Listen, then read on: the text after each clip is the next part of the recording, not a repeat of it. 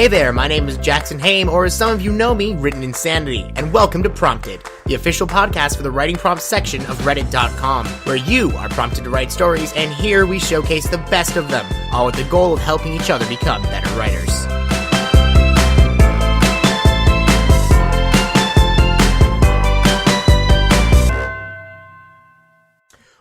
Well, it's that time of the week again, the time when you're finally allowed to put down the pen and paper and just listen to me for a while. This is the Writing Prompts Podcast, the official podcast of the Writing Prompts subreddit.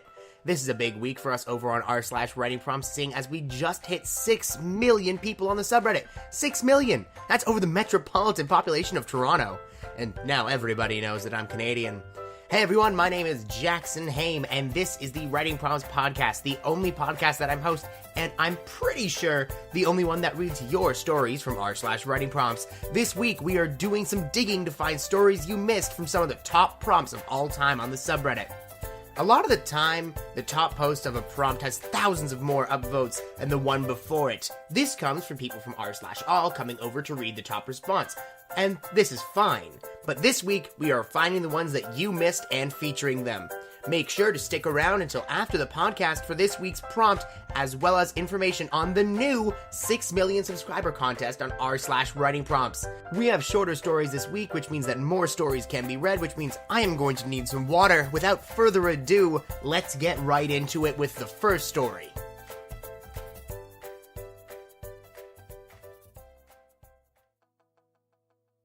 Would you like to change difficulty? I broke my fixation on the woefully empty beer to glance down at my phone as it dinged, notifying me about an email. I sighed. Debt collectors and spam. That's all I ever got anymore. At least the latter allowed me the pleasure of pressing the fun little trash can icon. Would you like to change? The preview of the subject read, hell yeah, I would give everything. Right now, my girlfriend was gone on some escapade with her not-so-secret lover. My student loan debt was more than 3 times what I made in a year, pre-taxes. The eviction notice was still taped to the door, and I hadn't been too broke to buy beer since college. But now, here I was. Same old, same old. I swiped right and typed in 69 as the password, a relic from more cheerful times. The email was short and to the point. Would you like to change difficulty? Current setting, very hard. It seemed about as legit as the Nigerian prince my grandfather was always helping out. My finger hovered over the trash can icon, but my phone dinged again. The echo bouncing off the walls in the nearly empty room. A text this time with the same message and a simple instruction. Reply yes for details. I shrugged and typed the message, arcing my eyebrows skeptically as his message whooshed away and I turned back to the bottle, hoping for a few more drops. Pick your level. First world problems, easy, medium, hard, very hard. I sighed. Whoever this was, they were persistent. A cruel joke, most likely, getting my hopes up that my life could be anything more than a miserable shithole. I chose the first option and hit send, shrugging with mild irritation before sighing and heading to bed. Without the electric bills paid, nothing entertained me. I was sleeping by dusk. My schedule was more Amish than Ohioan. My phone rang a moment later just as I was settling in and starting to tell myself a bedtime story. Mom? I said hesitantly, surprised that she would call after 6 months of not talking to me. She let out a muffled sob, and I sat up in my bed. What happened? It's Dad. She stuttered as she struggled to catch her breath. I frowned. My dad had been getting cigarettes since '95, as if he was suddenly showing up now. I wanted nothing to do with him. Your grandfather passed away, she said quietly, and I scowled. Disrupting my 8 o'clock bedtime for this? The man was a grade A dumbass and provided me more for random hookers than he had for me. I'm sorry? I managed to say half-heartedly. You barely knew him, she answered softly. I can't see what he saw, but he must have thought very highly of you. He left you his fortune and his house by the lake. You're rich, she said mournfully as I quietly gulped down to fathom the idea. God damn it, I said, knocking my head against the headboard of my bed. I'm gonna have a shit ton of taxes to do.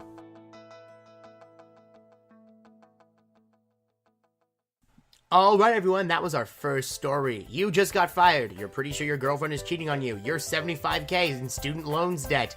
Rent was due last week, and to top it all off, you're all out of beer. That was by Matig123 of r/Matty Writes. I hope I'm saying that right. That's MATIG123.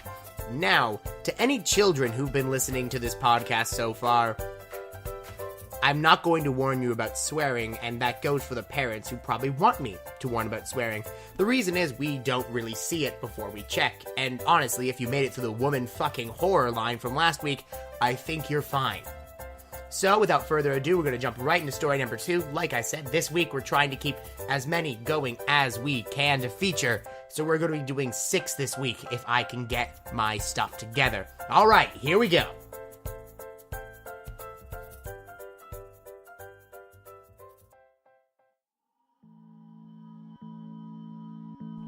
It was quite strange, actually.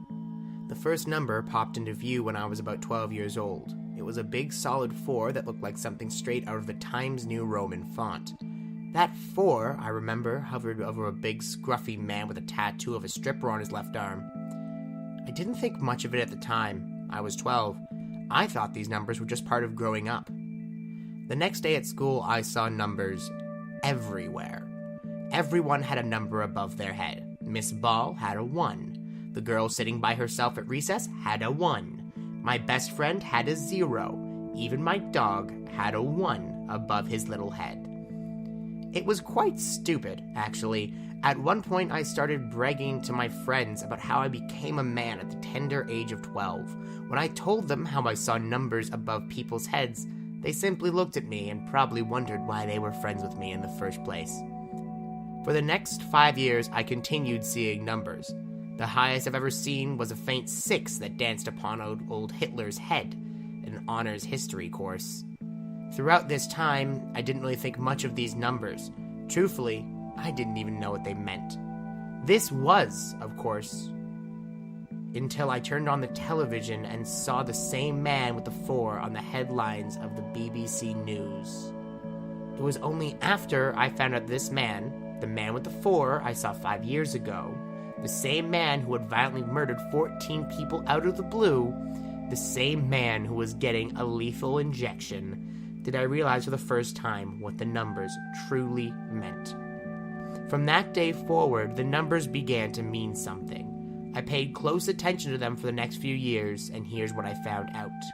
1. The numbers correspond to how dangerous a person is, with a 0 being a toddler and a 3 to 4 being a serial killer. 2. The numbers work on a logarithmic scale. I don't know if there's some sort of mathematical equation behind it. All I know is that a 5 is a lot more dangerous than a 4. Fun fact, Stalin was a 5. 3. Numbers became more precise with age or experience. When I first saw the numbers, they were pleasant whole numbers. When I was 17, I saw the first 1.5 floating above my girlfriend. I am now 25. The numbers go on into how many digits? I've lost count. 4. Numbers fluctuate constantly, but never by much. And 5. I can't see my own number. You may think that seeing thousands of numbers a day may be a curse, but actually it gets pretty fun. The numbers I see in its very essence is information. For example, did you know dictator Mao had a higher number than Hitler before he died? Or the fact that women on average have higher numbers than men? What about the fact that politicians have again lower numbers than teachers? As I said, the numbers are information. With all the information I can, and I have, use these numbers to my advantage. How, one may ask? To be honest, it's really quite simple. I can sympathize with anyone. I can move people simply because I know how they're feeling at any given moment. When I got my first real job at 18, back when I was only able to see numbers to the 100th digit in precision, at a local restaurant, I was cleaning floors and serving people food. I was nothing. Then, the wages sucked and my boss treated me like a piece of shit, who I theorize probably just pushed me around to make himself feel better for his insecure 0, 1, 2, 5. For the longest time, I didn't know what to do with my gift. Then this changed one day. The CEO of a large oil firm came in for dinner. I paid close attention to that man. He was a 2.87 to 2.91 mostly throughout the dinner. If I remember correctly, he ordered a steak and the most expensive bottle of wine, and then ate his food in silence. Throughout the evening, I watched that man. His number didn't fluctuate much. I got bored and was about to mop the floor until out of the corner of my eye, I caught the man pulling out his phone, I'm guessing to check a message. It was at that instant I saw his number jump from sub 2.7-ish to rise to a 3.678. Something was wrong. Whoever it was, I felt sorry for that guy. I ended up paying for his dinner, despite it costing me 2 weeks of my salary. Initially, I thought a mistake paying for the guy's food. I was wrong. The next day, he came to the restaurant again. He didn't order anything. Instead, he asked his boss for me. When I greeted him, he thanked my kindness and asked me if I wanted a real job. It turns out his wife had cheated on him. Truthfully, I'm thankful for that. Because of her, I learned to use my gift wisely. I should also add now that I am the VP of said multi-billion-dollar oil company. You can probably guess how I got there. Now, last night something interesting happened when I was looking over some files. A young man was escorted into my office. I have to say, I was kind of surprised when I saw the 812644184 repeating. I've never seen that on anyone, dead or alive. With such a high number, as the numbers work, he made Hitler look like a PG-13. The man wasn't dangerous, he was lethal. The numbers don't lie. Who knows what he was capable of? But despite that, I looked into his eyes and saw that he was genuinely afraid. I chuckled and asked him what he did for a living. A private contractor? A radical extremist? A politician? When he didn't answer, I rose from my seat and walked towards him to introduce myself. But instead of enthusiastically reaching out to shake my hand, as those overqualified tryhards usually do to get a good job, he stammered back with a whispered mixture of what I can only describe as fear and disbelief. You're a 10. To be honest, I wasn't really surprised. That story was by Koplet, Koplet, in response to "You are a teenager with the ability to measure how dangerous people are on a scale from 1 to 10 just by looking at them. A normal child would be a 1, while a well-trained man with an assault rifle might be a 7. Today, you notice the unassuming new kid at school measures a 10.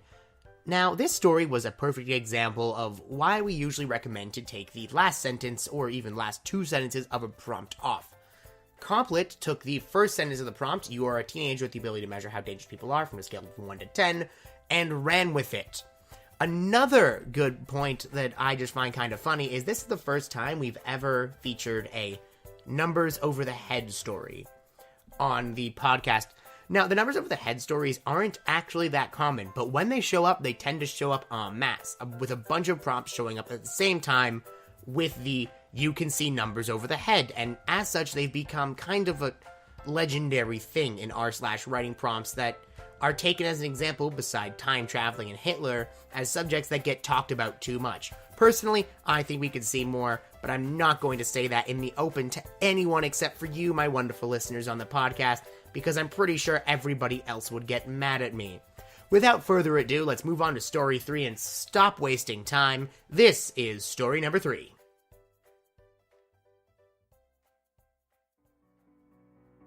That was the last one, she thought. Every known founder, messiah, and prophet gone. Every fool who ever thought to make up a story to convince a population that to wield their influence through the modifications of their myth has now been erased from history. And she was really done this time. Those first trips back had been such learning experiences. You kill one prophet, another pops up. Take out Joseph Smith, return home time, and find 2 versions of L. Ron Hubbard chasing down all the consequences of her actions has been tough. But by now, the final ramification had been erased. She had gotten them all. She placed her blaster to her side, engaged the control console, and set a direct time path back to the present. The real, secular present she had worked for all this time. With the push of a few buttons, the craft jolted to power and her brief trip began and then ended. Finally, she thought, now to see what a truly secular, truly rational civilization sounds like. She arose, lifted her blaster, and walked out the door. The whoosh of the door was lost to the crowd's roar. "She's here! She has returned!" The crowds eagerly cheered and sang their praises. Confused, our protagonist walked forward. "Who is here? Who is she?" She asked what looked to be the man in charge, dressed as a priest at the front of all the grand mass of admirers. "Why, you are here," he replied. "The god who deletes all others, the one true lord, against whom no heathen relic can stand." Well, I should have expected this, she thought. Folks always wanted to believe in a god. It seemed part of their nature. She had removed all the other options, and now it seemed she had one more prophet to smite. "I am no god. I am like you, just like you. I am a person, a human, a rational agent. What I killed were not gods, but distractions. I erased myths of our varied pasts, the distractions that quashed our intellectual development." The crowd could not be dissuaded. "No, you're our god. You preserve where others fail. You are the new foundation for our faith." "Then let's see how strong your foundation is. If I am your one god, the only possible deity, then let this final act show you the truth." She picked up her blaster, pointed it at her head, and rested her finger on the trigger. "I am the last. When I go, no god shall remain. Watch and see the flaw of religion, the myth of hope, and watch as your god, your religion, and faith dies once and for all." She pulled the trigger. The crowd gasped. "Ow, mother!" she exclaimed. "That really... Wait!" She fired again. "Ow! Why isn't this... You see?" The priest smiled. "You slay all other gods. You yourself cannot be slain. What does that make you?" With a look of pure bemusement, she could only think of one thing to say. "Me, damn it."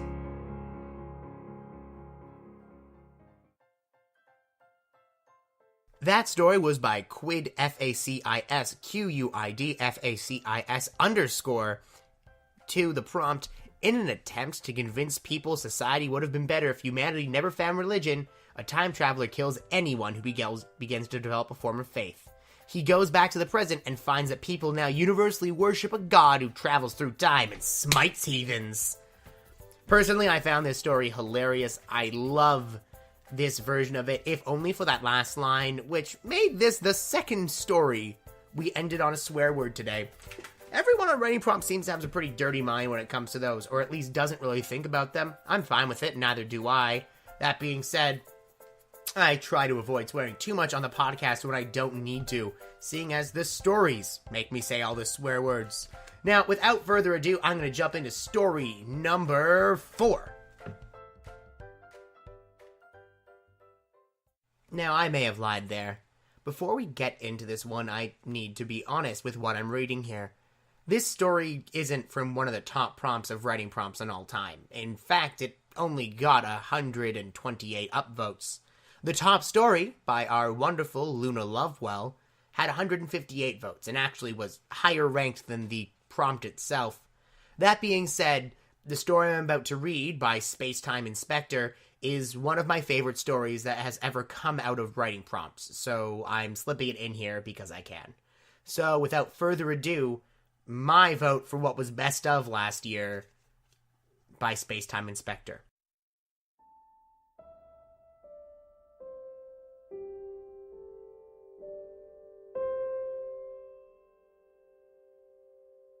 The egg is 2 meters across and warm to the touch.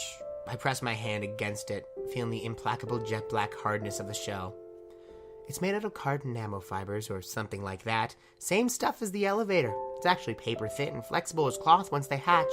It's just the enormous pressure inside that keeps it so solid, says the incubator attendant. I barely hear him. There are thousands of nearly identical eggs in the warehouse-sized incubator, but this one's mine. Is it weird that I already feel an attachment? It's just a big black ball. I shouldn't feel like its mother. Humans are amazing that way, the attendant smiles. Tell us something belongs to us and we'll start to sympathize with it, no matter what it is.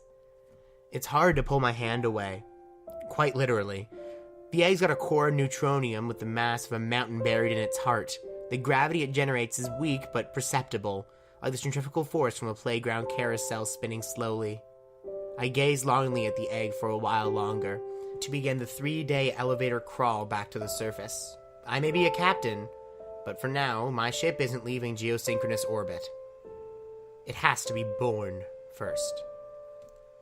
The egg is getting ready to hatch, and this is presaged by a sudden increase in temperature, which I was alerted about a week ago. I was allowed to leave my earthbound training as surely and swiftly as it had been my own water breaking. By the time I made it back to the elevator to the incubator, the egg, my egg, had been removed from its location amidst the others and towed outside the incubator altogether by inorganic vehicles, piloted clumsily by humans with their hands. I wish I could be there with it, you know, when it hatches, I say as I float up to the reinforced observation window. My egg is visible only as a patch of darkness, a tiny starless disk in the sky. The chief of this incubator looks at me coldly, not as good-humored as the attendant who had overseen my egg's early incubation. "Try to curb that mental instinct, Captain," she says, making my rank sound lowly, like ensign or yeoman. She's a hardened spacer, with a pinched face and spindly limbs that look like they haven't seen a gravity well in decades. "Isn't it part of the role of a captain to foster a relationship with the ship?" I ask. "Yes, but that relationship ought to be like that of a horse and an equestrian. A lion and a lion tamer, not a girl and her pet dog," the chief says. I feel chastised. Her face softens lightly and she adds, "I've seen many a young captain not raised into the culture of spacefaring make the same mistake. Seeing the ship hatch usually serves as a corrective. So at least I'm not alone." But with more than newfound trepidation, I look back towards the window. It happens in an instant. Baby ships do not do careful chiseling. Their egg tooth has its own incredible power, amplified equally by all the points of the perfectly spherical shell, their strength growing so great that a trillion molecular bonds give up all at once. The shell disintegrates into a rapidly expanding cloud of particulate carbon, a tiny sheen of which lands noiselessly on our window, looking like the dust left by a sharpened pencil. And now, instead of a disk in the darkness, there's my ship. A ship. Her skin glistens in the sunlight and glows with its own heat as her form unfurls, her central body the size of an automobile, though given time it will soon grow until it rivals an ocean liner. Her long tentacular limbs lie coiled around her midsection. She hasn't yet realized that she can stretch them. 2 huge, delicate fronds unfold from the sides of her head, shining bright green as they turn to face the sun. When she's grown, they'll be the size and shape of 2 baseball fields, anchored to her head at the home plate. Already, they are radiating the excess heat from incubation into space, while claiming the sun's energy for her own. Her central cavity begins to inflate as oxygen is procured, preparing for the time when I'll come inside, and later, my crew. 10 nestled pairs of eyelids blink open and turn to face us, photosynthetic fronds twirling in reaction around the movement of her body. Her eyes are not like ours, or anything's. We engineered them from the ground up to function in space, to see things on any wavelength we might need. Her visual receptors are as black as the egg that held her. She's beautiful, I whisper. It feels cliché, but it's true. She's like an exotic tropical fish on a grand scale, the greatest triumph of humanity's decade-long affair with genetic engineering.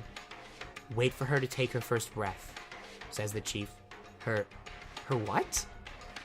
The chief smiled, and I watched raptly as my ship looks around her environment, her body turning this way and that as she flights in a gentle drift of angular momentum that she's been brought since outside.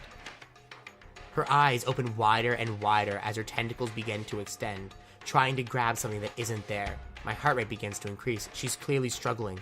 In her way, her whole body spasms, twisting back and forth as she drifts. "What's wrong? Should we help her?" I ask. The chief's face remains impassive. My ship continues to flail desperately. She needs to breathe, that much is clear, but what does breathing mean in space? Can we help?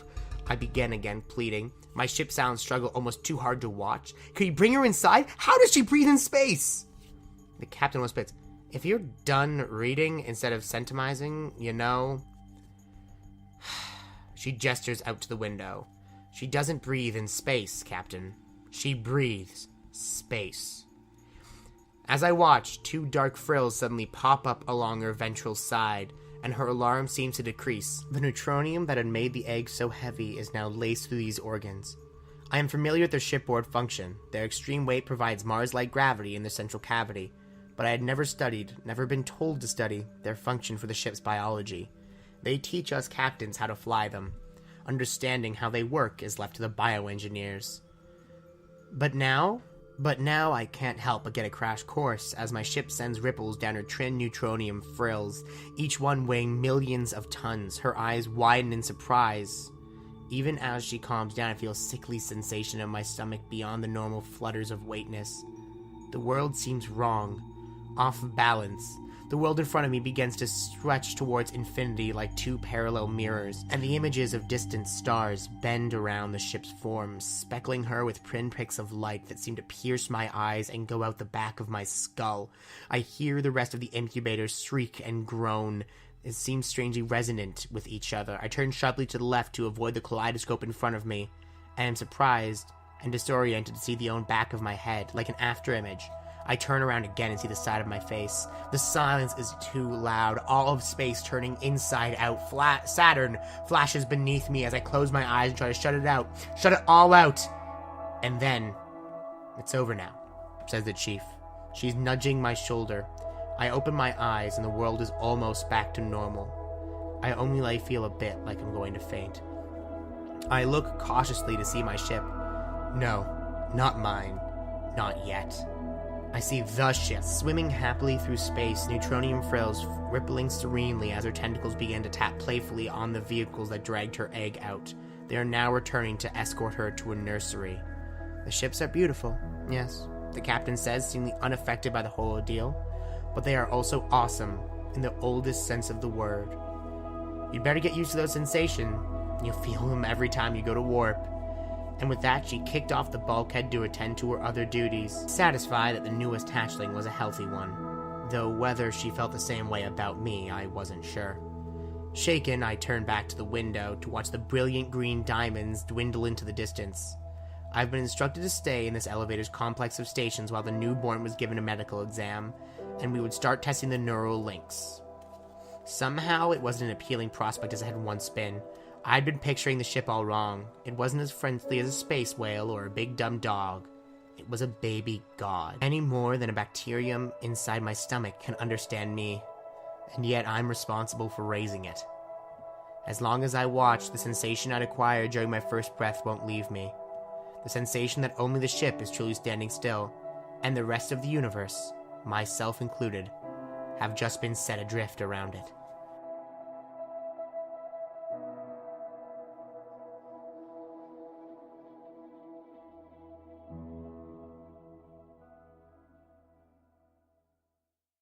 Once again, that story was by you, Space-Time Inspector, in response to interstellar space travel is possible through the use of massive genetically engineered creatures.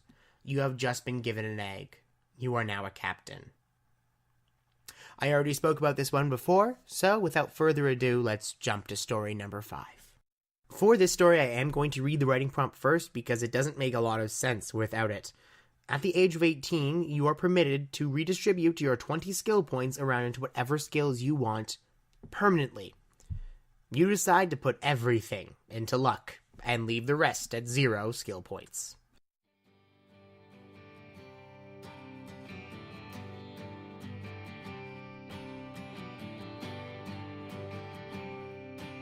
I yawned as I stretched myself awake and stunning sun rays hit my forehead. Today's gonna be a good day. I smiled as I hopped out of bed and collapsed under my weight. That's right, I barely have any strength. I carefully pulled myself up as I slowly made my way over to the restroom. I began to wash my hands through the glass mirror. I knew the phrases "only a face a mother could love" would apply to me, but there had to be a limit. Maybe I should have put a couple skill points into looks, I muttered to myself as I grabbed my hands. It wouldn't have hurt. I made my way to the kitchen and took a sniff from the air. The sweet aroma of steak and the spaghetti hit my nose like an anvil as I ran to the fridge.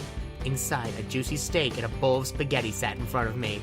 My 2 favorite foods. I grabbed the note the mom had left me and read it aloud.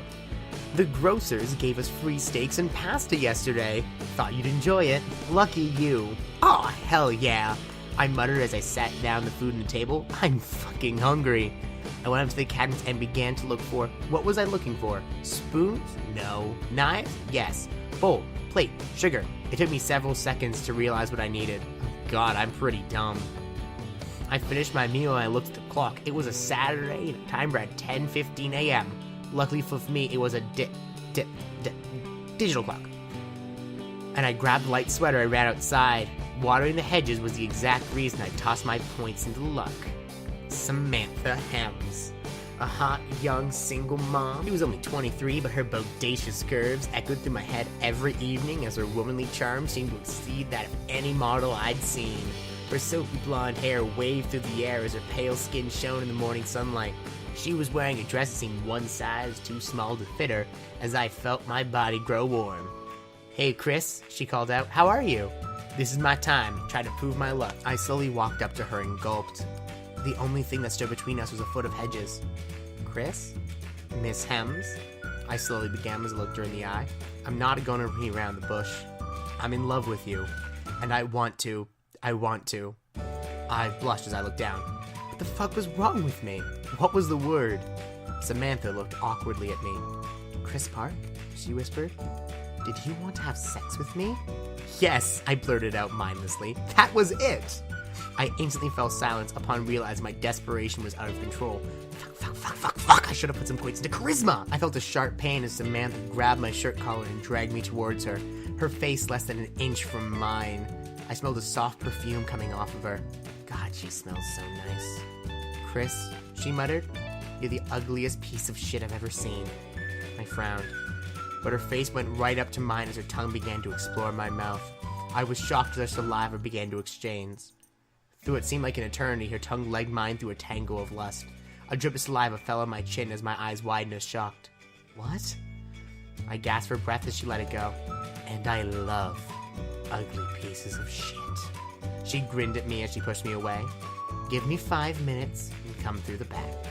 She began to walk away as I slowly regained my senses. Wait, what?" I called after her. "You and I are going to be sexing?" She looked back and raised an eyebrow. "Sure, we'll be sexing."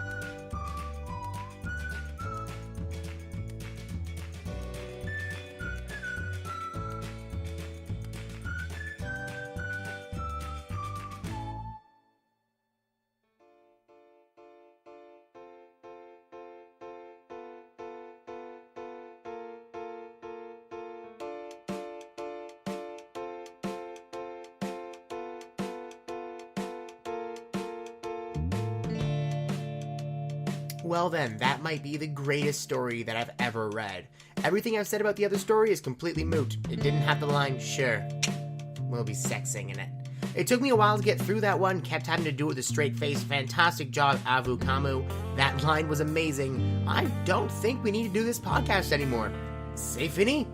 Speaking of Finny, that is our show this week. I think at some point I said I was going to do 6, but I thought I had more spare time than I did. And Keon is already going to kill me for getting this to him so late. So we're going to wrap it up this week here. If you want to support the show, hop on over to r/prompted and let me know how I did. That's the official subreddit of the official podcast of Writing Prompts. But wait, you didn't think I was done, did you? I hope not, because we hit 6 million people on the subreddit, and that means I want to make you all write for me in a contest. That's right, a contest. The sort of thing that you used to enter but never win, and now you can if you're the best. The rules are simple. 1. Do not enter the contest unless you plan to read and vote on all of your assigned entries. 2. You must not enter an existing work. 3. It must be self-written and self-edited. 4. It must be your work. 5. 1 entry per person. 6. Your word count must be between 1,000 and 2,000 words. And 7. Entries must be submitted by Friday, June 17th, 2016 at 11:59 p.m. PST. If you need any more information, it's going to be on the Writing Prompts subreddit, reddit.com/writing prompts, or in the link below. Everyone, thank you for showing up this week. I've been Jackson Haime, my editor has been Keon, and this has been Prompted. I will see you all in 2 weeks. You guys need to keep writing.